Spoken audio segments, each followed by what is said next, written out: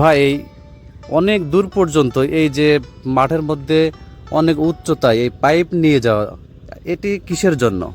এটা হচ্ছে যে উঁচু জায়গার মানে উঁচু জায়গায় পানি উঠতে গেলে এই নিচু জায়গার থেকে এই পাইপ জুড়লি বেশি অনেক ভালো হয়।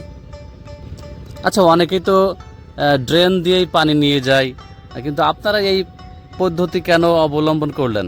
এই পদ্ধতি অবলম্বন করলাম কেন, এই জন্যই যে নিচু জায়গার পানি উঠতে গেলে অনেক টাকা খরচ, তাই এই পদ্ধতি ব্যবহার করলাম।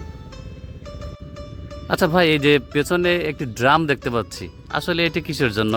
এটা হচ্ছে রাত্রেবেলায় যদি চোরে চুরি করে নিয়ে যায়, সেই ভয়তে আমরা চুরি করার রোধ জন্যই এই ড্রাম ব্যবহার করেছি।